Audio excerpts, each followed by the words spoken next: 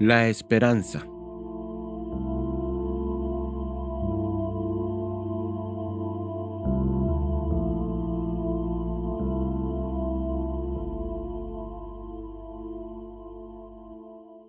En los años 50, un científico eminente, biólogo y genetista llamado Kurt Richter empezó a experimentar con ratas.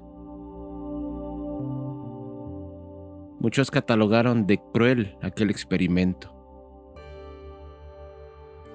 A pesar de ello, nos dejó lecciones que nos hacen pensar en cómo las acciones pueden cambiar el rumbo de un asunto. Las acciones que llevan a emociones, sin duda, hacen singular al ser humano, y la esperanza por sobrevivir puede ser un cambio radical en la perspectiva de la vida. Richter comenzó a meter ratas de diferentes tipos y antecedentes a cilindros con agua y a observarlas mientras se ahogaban. Cruel, aparentemente, pero Richter dio una razón. Dijo: estábamos estudiando diferencias en la respuesta al estrés de ratas salvajes y domesticadas. El científico estaba cautivado con el síndrome de muerte súbita, estudiado por Walter Cannon, uno de los fisiólogos más destacados del siglo XX. Las emociones hacen que la mente sea manipulada, y esta es poderosa. Un ejemplo de ello son los siguientes. Un indio brasileño condenado y sentenciado por un supuesto hechicero, indefenso frente a su propia respuesta emocional a este pronunciamiento, falleció en cuestión de horas. Una maorí de Nueva Zelanda que se comió una fruta y más tarde se enteró de que provenía de un lugar tabú, a mediodía del día siguiente murió. Esto hizo pensar a Richter, quien se preguntó: ¿cómo puede un estado de miedo siniestro y persistente acabar con la vida del ser humano?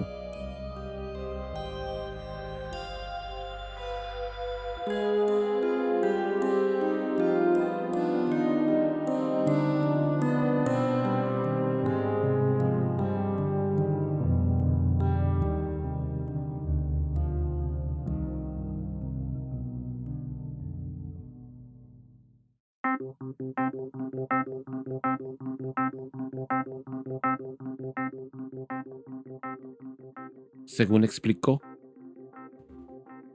Cannon llegó a la conclusión de que la muerte se producía como consecuencia del estado de shock producido por la continua liberación de adrenalina, y resaltó que de ser así se esperaría que en esas circunstancias los individuos tuvieran, entre otras cosas, la respiración agitada y su corazón latiría cada vez más rápido, lo que gradualmente lo conduciría a un estado de contracción constante y en última instancia a la muerte en el sístole.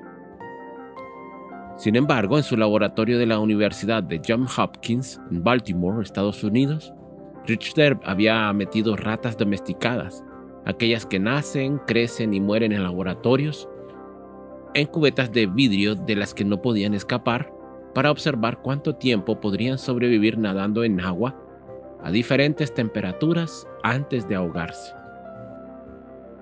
Pero había un problema. A todas las temperaturas, un pequeño número de ratas murió entre 5 y 10 minutos después de la inmersión, mientras que en algunos casos, otras aparentemente no más saludables, nadaron hasta 81 horas.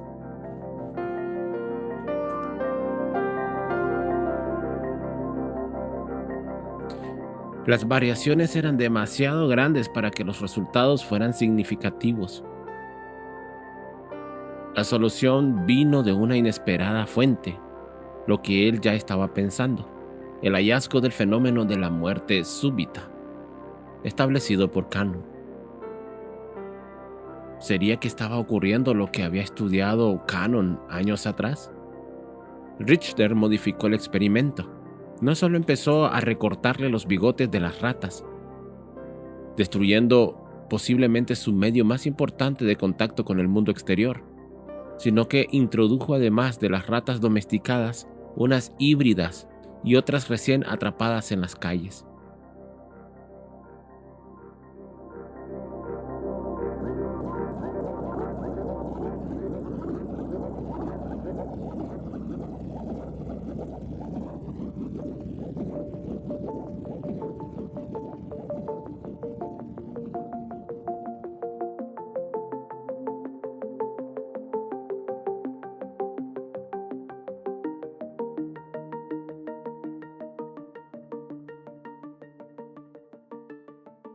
Mientras la gran mayoría de ratas domesticadas nadaron de 40 a 60 horas antes de morir, las híbridas, cruces de domesticadas y salvajes, murieron en un tiempo muy breve.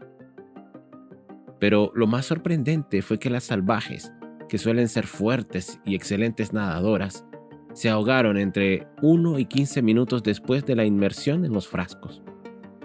Ahora, se suponía que las muertes súbitas sucedían luego de que la gran cantidad de adrenalina liberada por el estrés aceleraba los latidos del corazón y la respiración. Pero resulta que los datos recogidos mostraron que los animales morían con una desaceleración del ritmo cardíaco en lugar de una aceleración. La respiración se ralentizaba y la temperatura del cuerpo disminuía hasta que el corazón dejaba de latir. Pero por valiosa que fuera esa observación, no fue por ella que el experimento se hizo tan famoso. Había algo más que no se podía ignorar. ¿Qué estaba matando a las ratas?, se preguntó. ¿Por qué todas las ratas salvajes, feroces y agresivas mueren rápidamente mientras que eso solo le ocurre a pocas de las ratas domesticadas mansas tratadas de manera similar? De hecho, subrayó, algunas de las salvajes morían incluso antes de que las metieran en el agua, cuando los investigadores las tenían en las manos.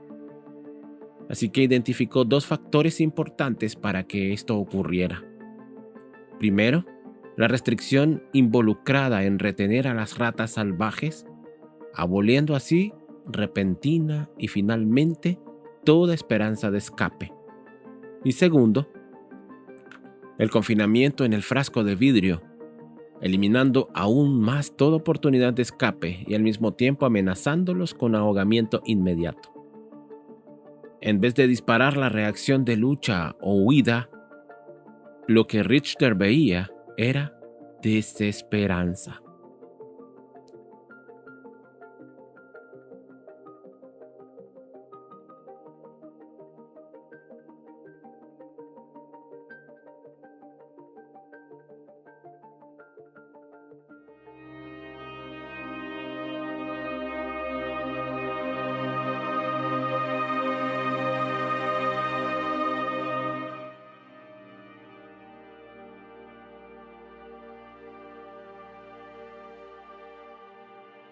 Ya sea que estén sujetas en la mano o confinadas en un recipiente para nadar, las ratas se encuentran en una situación contra la cual no tienen defensa. Esta reacción de desesperanza las muestran algunas ratas salvajes muy poco tiempo después de haber sido atrapadas con la mano e impedidas de moverse. Parece que literalmente se rinden. Por otro lado, si el instinto de supervivencia debía haberse disparado en todos los casos, ¿por qué las ratas domesticadas parecían convencidas de que si continuaban nadando al final, podrían salvarse? Y a todas estas, ¿podían las ratas tener convicciones distintas y hasta esperanzas? Richter volvió a modificar el experimento. Tomaba ratas similares y las ponía en el frasco, pero justo antes de que murieran, las sacaba, las sostenía un rato, las soltaba por un momento y luego las volvía a meter al agua. Así, dijo, las ratas aprenden rápidamente que la situación en realidad no es tan desesperada. A partir de entonces vuelven a ser agresivas, intentan escapar y no dan señales de darse por vencidas. Ese pequeño interludio marcaba una gran diferencia. Las ratas que experimentaban un breve respiro nadaban mucho más, al saber que no estaban condenadas, que la situación no estaba perdida, que era posible que una mano amiga las salvara. Luchaban por vivir.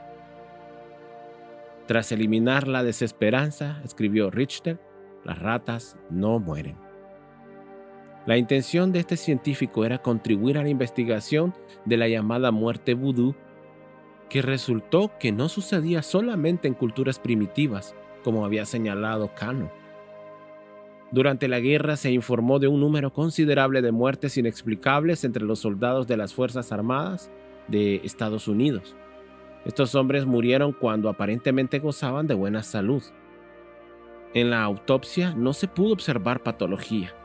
Aquí también es interesante que, según el doctor R.S. Fisher, médico forense de la ciudad de Baltimore, un número de personas mueren cada año después de tomar pequeñas dosis de veneno, definitivamente subletales o después de infligirse pequeñas heridas no mortales. Aparentemente fallecen como resultado de la convicción de su muerte. Su experimento se repitió miles de veces en laboratorios farmacéuticos para probar componentes antidepresivos. Luego de que en 1977 el investigador Roger Porsold descubriera que las ratas a las que le suministraban batallaban por más tiempo. Como colofón, gracias a las acciones de la Organización Protectora de Derechos de los Animales, el PETA, la práctica de hacer nadar las ratas en laboratorios se ha reducido considerablemente. Las lecciones del cruel experimento siguen vivas en la psicología.